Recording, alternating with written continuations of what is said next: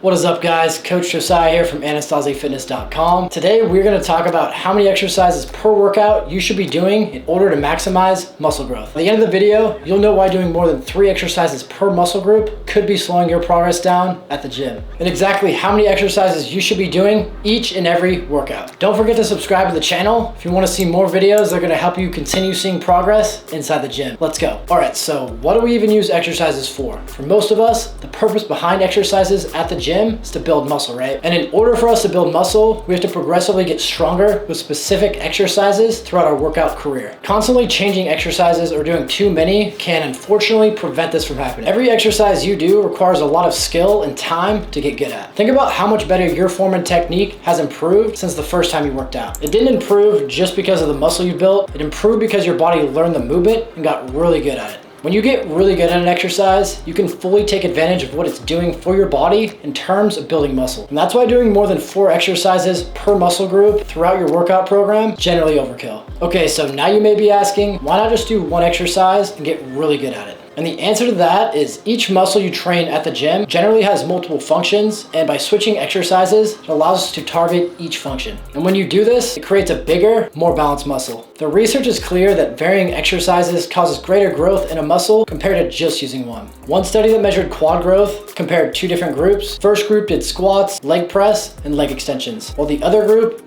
just did squats. At the end of the study, each group had pretty good results, but the group that did 3 exercises had growth in areas of the quad that showed little to no growth in the group that just did squats. What that tells us is in order for us to fully develop a muscle, you have to train that muscle throughout each function. Take this study, for example. Your quad has 2 main functions. The first is knee flexion. This is the function that you perform while doing a set of squats, and the second is knee extension. This is the function that you perform on a seated leg extension machine. This is the exact reason we use multiple exercises. It allows us to target each area of the muscle, which maximizes its growth. So now we understand using variety with our exercises is optimal for growth, but like we talked about earlier, we don't want to be doing 10 different exercises. That brings me to another point, and that is your body adapts to exercises as you do them for long periods of time. Meaning the amount of stimulus and growth an exercise gives you can actually start to diminish as you continue doing it for a long period of time. So think about this. Your workout routine has the top 10 chest exercises for your body, and you see really solid growth from all of them for a few months. What happens when the growth slows down and your body adapts to the exercises? You don't have any other great chest exercises to replace them with, and that's why it's best to use exercises sparingly in your workout routine. You have to think long term and how to break through plateaus when they're thrown your way. The key is to only pick about 2 to 4 different types of exercises and leave it at that. Once you feel like the exercise is no longer giving you the benefits it did from the beginning, that's when you replace them. Let's take your biceps as an example. There are a few different ways to target them. One is with your elbows right by your sides, like in a traditional bicep curl. Other way is to place your elbows behind your body, which targets the long head of the bicep. This is what you do during an incline curl. And lastly, when you place your elbows out in front, like you do during a spider curl, this targets the short head. Now that we have most of the functions of the biceps covered, there's no need to add additional movements. For example, adding a barbell curl to this routine wouldn't make too much sense because you're already doing dumbbell curls, which is a pretty similar movement. It would be best to save the barbell curls for a future workout routine and use them as a replacement once you feel the dumbbell curls are not working as well compared to when you first started doing them.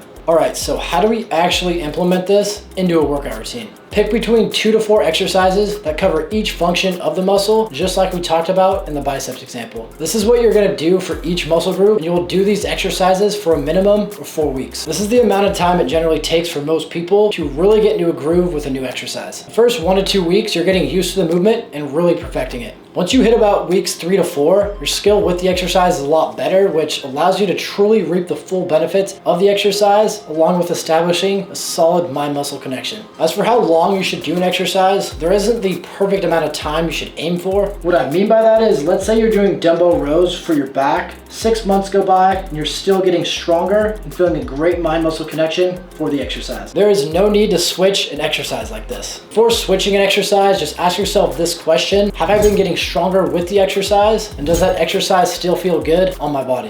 If you've hit a strength plateau, or an exercise is causing some sort of pain, or if it just straight up feels off, then take that exercise out and bring it back in the future. From my own experience training clients, around the 6 to 8 week mark is when it's usually time to switch things around. But like I said, it's not needed 100% of the time. Evaluate the exercise after about the 4 week mark and make a decision based on that. Okay, so here's a quick recap for you guys. There is a happy medium when it comes to the number of exercise you use during your workouts. If you do too many, you may never really get good at any of them, or you may hit a plateau and won't have any other solid variations to replace them with. If you don't vary exercises enough, you won't train the muscle through all of its functions, which can limit the amount of growth you see from working out. As long as you do about 2 to 4 different exercises for a muscle group in your program, you'll be good to go. And remember, do these for a minimum of 4 weeks before even considering switching them out. All right, that's it for the video today, guys. If you liked the video, hit that subscribe button. There'll be plenty more videos dropping just like this one to help you with your fitness goals. Let's go.